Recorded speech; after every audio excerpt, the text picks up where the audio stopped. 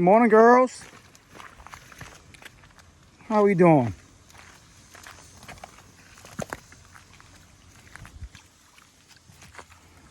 Come on, let's clean out your water.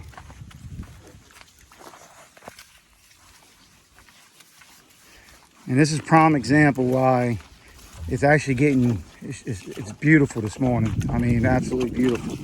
But this was filled up yesterday.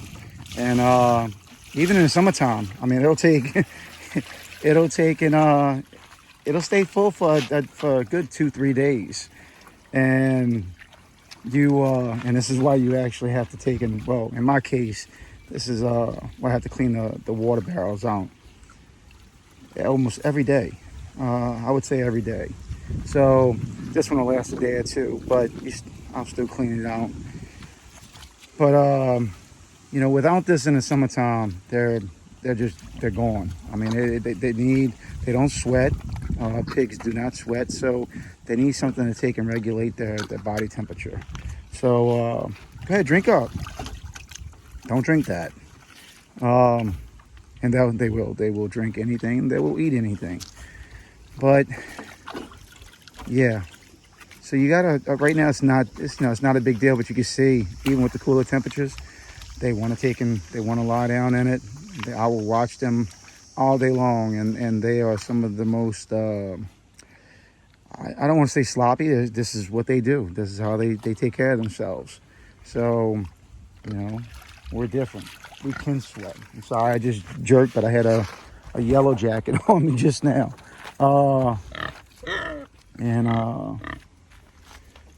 What's wrong, girl?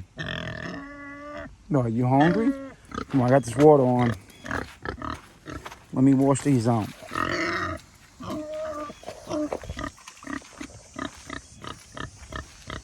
What? Come here. Come here. Yes.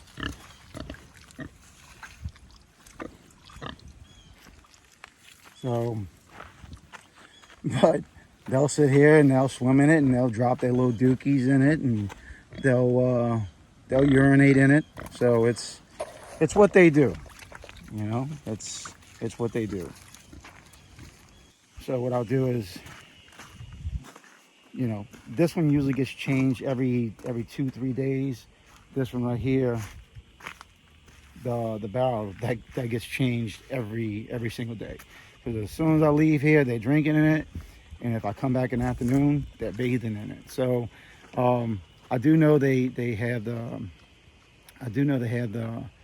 on this one. I started with it with the nipples on the side, installed the nipples on the side, and my pigs they won't drink off of it. They'll look at it, they'll sniff it, but they won't drink off of it.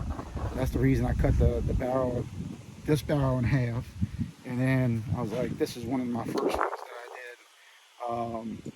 And then I had the barrel with the nipple on it. And again, mine won't take and drink on the nipple. They just don't do it.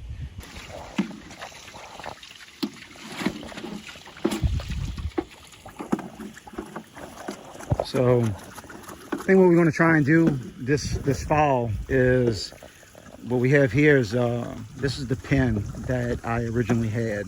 You see the cattle panels that are going around it. We have 16 foot across. I have 2 here, so 32 foot. And originally we did it because we were having trouble with the pigs getting out. Not with these 3. With the ones we originally started with, there was 2 that just went, I don't know what to say. They were hard-headed. They were a pain in the butt. And as soon as we have 3-strand high tensile wire here, and it's got a good charge. I mean, I just got zapped. Trust me, it has a good charge. But as soon as the 2, they would literally get their snout underneath the wire. If they could get their snout underneath the wire or through one of the 2 wires, one of the 3 wires that were there, it didn't matter. If the snout was going through, they were going through, and you could hear it. You could hear the popping, the zapping, and they would scream and everything. And they would do it every time. Could not keep them contained. And these three here, as soon as that would happen, the mindset of these three, you could see them. If I caught them in the act, they were ready to go. And a guy up the road told me, and I didn't want to, and he's like, look, either you're going to get rid of them or you're going to put them down. He said, drop them where they're at and you know, haul them off to the back of the property. He said, it's the part of farming. He said, once it goes with cows, it goes with pigs, but pigs are a little bit more hard-headed than cows, he said. You know, just drop them where they're at and drag them to the back if you don't have nobody take them. And at the time, we don't know anybody around here. So, you know, when we moved here, it's just us. So we took and I waited, and I didn't want to. It bothered me like crazy, and I was about ready to go through surgery. And I didn't want my daughter, I didn't want my wife taking and going, you know, running out these pigs. These pigs are a pain in the butt if they get out. This pen helps out because regardless, you know, I could put feed in this pen and they still knew they would come back. The very next morning they would be back. The problem with that is when livestock, domestic dogs, cats, I don't care what it is. You know, if you own a dog and if it's in your backyard and it gets out, and if it bites somebody, if it's going pooping in somebody's yard, in somebody's garden, that's your responsibility. It's your responsibility as an owner to take care of that. Cats are the worst. I have no problem with cats. If you're a cat person, take care of your cat. Keep your cat inside. Cats will get in your garden and pee in the garden, as far as a home garden, not vegetables or nothing like that. But I know, you know, from landscaping, they will destroy a garden and they will make somebody's house smell foul. And you know, 90% of the time, it was never the homeowner. It was always the next door neighbor that the cat did it to, which, you know, it's not right. It's not fair to that neighbor. And these guys right here, they're just like just like a wild hog. They will take and rut up, and I don't care if it's a front yard, a backyard. If you got a 1 acre piece of property and they're going up in there and they're rutting up somebody's yard, I've done jobs where replacing front yards and backyards where people are spending 10 grand on grass to reside their yard because of hogs, because of wild hogs. These do the same, and they're my responsibility. So I did not want them going off at any particular, you know, point in time and tearing up anybody's yard. And I don't think she wanted to go running chasing these bad boys or bad girls around. So you know, I had a choice, and I didn't want them to take and edge these on and let them take and get the mindset, all right, I can do it. And they do. It's follow the leader. I watched them do it. They actually got on a couple of times. So yeah, I had to put them down, and I didn't have anybody. But it's one of those things, you know, when you try to sell something and you're trying to sell it for 6 months, and all of a sudden, you know, you find like, all right, I'm gonna take a loss on it. The week that you sell it, you have somebody come up to you, man, I would have gave you full price. I would have paid you double for it. It always happens. It always happens. You know, and in my case, it was about maybe 2-3 weeks, and I had a neighbor up the road that I talked to, but you know, it's just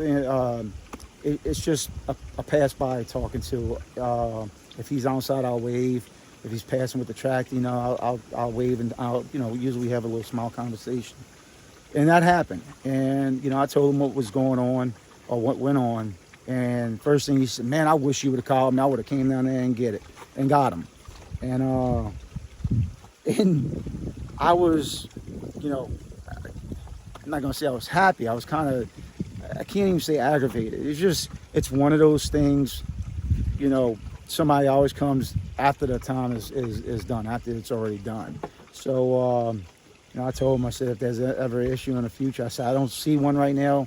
these three, and since I did it, these three don't take in have any intentions of going on. As a matter of fact, they won't even go up to, I want to say maybe 8 inches, a foot to the fence, and they literally, they turn around. You can entice them with food, and they won't do it.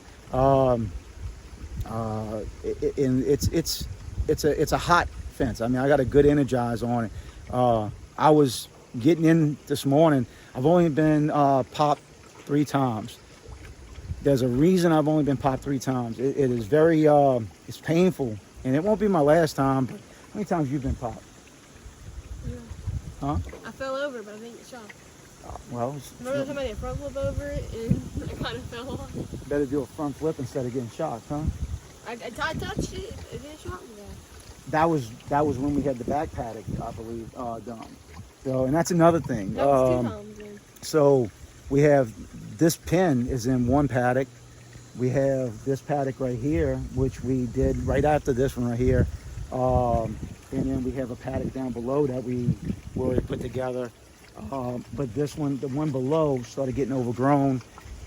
You know, I know it gets old, but you know, you have to prepare yourself. I think now, since kind of getting back on my feet from the surgeries, I you know, have one coming up, but I know what to expect now.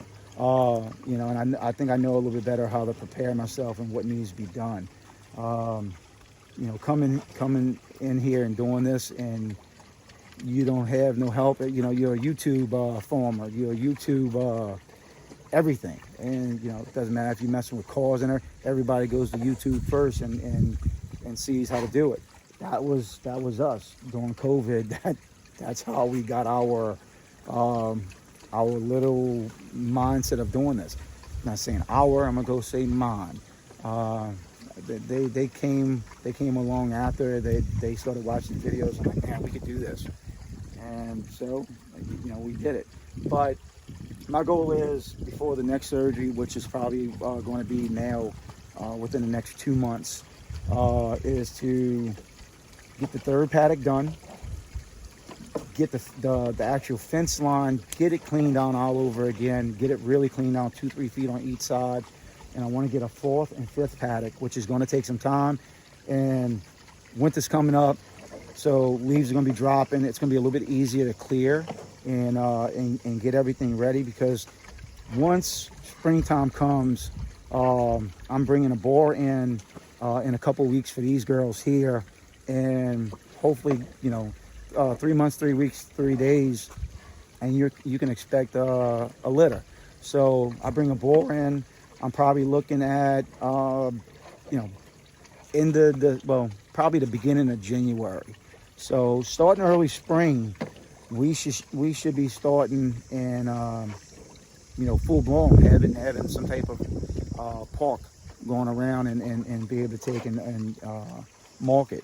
So again, that's the goal as of right now. But I want to have the 4 or 5 paddocks at least. With the grazing, it does help. I mean, we have a lot of trees here. When we did this, we had all of this right here was just complete foliage. I don't know if you can see down here. It's just complete foliage. Up here, it's not. I mean, they have taken and they cleared out, and the pigs did this. The pigs did all of this. So, you know, it's awesome to see how they take and they just clear out. But we have over here, I want to take and do probably, it's going to be all the way down at the bottom. I want to take and put a nice size paddock, probably the same size that we're in, put one down there, and those still be my main paddock. But also that way I can have, that one's going to be all the way over here, where I can probably, once and if they are bred, keep them over here, and then keep my boar over here. So this will probably be a good, probably a good 200 feet, you know, from paddock to paddock. So I don't know if that's exactly what I need, but I'm hoping. So I've been waiting to take and do the videos and you know, get with the animals and everything. Been making a couple of videos, you know, here and there about different things, just goofy stuff. But I think we're here and we're ready to take and start doing the animals, the chickens. I'll have some stuff coming up with that. Look forward to doing that. This is fun. This is it's not easy. It's not easy. These girls can run you ragged, but it's fun for me. It's fun for the family. There's a lot of physical. Your body needs to be right. I guess you could say. You know, if these animals can run you ragged, they will run you in the dirt, drive you crazy. Again, with the ones that were getting out, it's so much easier. I did not want to put them down, but it's so much easier when you have animals that are doing the right thing, you know, acting accordingly with the proper fencing. And I have everything. I'm really I'm very happy on how my paddocks are every time. And that's why I like letting the water run through. I mean, getting it cool up in here. I walk away, I turn around within 2 minutes. You'll see them all laying in here and just bathing, turning around, kicking and everything. So it's a blast. But definitely got to go turn the water off. And this is, they'll eat this all day long. If I kept that full, they will eat that all day long. So, but we got to run. We have to go run and grab some more T-post. We're going to start some more internal fences. Probably next week. I know I've been saying, you know, next week or 2 weeks, but I'm going to grab the T-post. I'm going to grab the T-post today. We still got to grab the wire and everything. So by the time we get everything, the clips come in. I'm getting the clips separately. So by the time we get the wire, the clips, the T-post, everything, my wooden post for my corners, you know, stuff like that, I'm probably looking at midweek next week to the end of next week. So if I can get everything ready right before surgery, I'm almost positive I can get, my goal is to have at least 8 to 10 head of cattle here to start with and see how we can do with those. And the objective is to have them rotate them, not just to have them in one field, one pasture. So I'm breaking that up. We're going to take and have, I'm running probably 1, 2, 3, probably running about 4 internal fences, long sections of internal fences, and then we'll do the rest and some netting, some wire rope, you know, stuff like that, where it's not, you know, it's not in the ground. You know, throw a couple of peg stakes out there, put the wire rope on it, and you keep them separated. And I think that's the way to go. I don't want to take and put hard fences down on every single paddock I want. I like the part of rotational grazing with the wire rope and picking it up, moving it. I mean, it's a job. There's nothing about this that says, you know, you don't work. It just happens by itself. No, it's a job. So, you ready to go turn that water off for me, baby girl? Mm-hmm. Yeah. And that's another thing we have to do. Our water source is about 130 feet away, 140 feet away. So my goal is hopefully within the next probably 2-3 weeks, let it get a little cooler, and then I need a machine here. I'm bringing a machine here in a couple of weeks, in 2 or 3 weeks, and I'm gonna do some trenching. I want to run some water hose from the well all the way to the front of the property for the cattle, so I can start, you know, filling up their troughs. And then I have the water lines for back here, but I'm not trenching. I'm not trenching by hand. This ground is way too hard. Even when it rains, it's way too hard. I've these T-posts, not these are older ones that were on the property, but you know, when we bought these T-posts, we would drop them down. I had an automatic T-post driver. Never seen one. Apparently they've been around. I just always did them by hand, you know, on landscape jobs. But I was bending them with the T-post driver. So, you know, the ground is hard, and I did it when the ground was hard, when there was no rain, when there was a drought, and when we had rain. The ground is still hard. We have a lot of rock here, not large rock, but river rock, I guess you could say. So, but in here, the pigs have been, not to cut short, but the pigs have been off of here probably for a good month and a half now. And here, it's hard ground here, but you still see some sprigs of grass coming through, but you can see it all nice. It's all coming back. So I think I'm gonna rotate them on this side. What happened? And fell in what? The barrel? That's a big barrel right there to be falling in, like, and to not see. All right, let's go turn the water off. And these girls just don't stop, huh? She getting fat. Big Bertha's rolling. Look at her. So, you know, Store moved on out. Store's dropping a deuce down there. Yep. So it's you know, and we did. We had a, I know I said we wanted to go, but we had a boar. You know, I thought I was getting a good deal. And we bought this big boar and got a good deal on it, on price. And you know, not everything is a good deal. If it's a good deal, there's probably something wrong with it. Not every time, but on this one, it turns out that the boar was probably very, very old. And when we brought him in, he didn't try to mount them one time. I mean, they went in heat. They went through 2 heat cycles, and it was like a brother-sister relationship. I mean, they would eat together, they would lay by each other, but there was no interaction. So I think he either lost his drive, and also I want to say 2 months after we had him, probably 3 months after we had him, I mean, we come outside and he's dropped dead. So, and he was a big boy. He was a nice fella. I mean, if I knew that, I would have probably went and brought him to go get. I mean, because that was a lot of meat. But you know, you think you can get a good deal, and you know, you don't know anything, huh? I robbed him like 3 times. I cried. I didn't know the pig.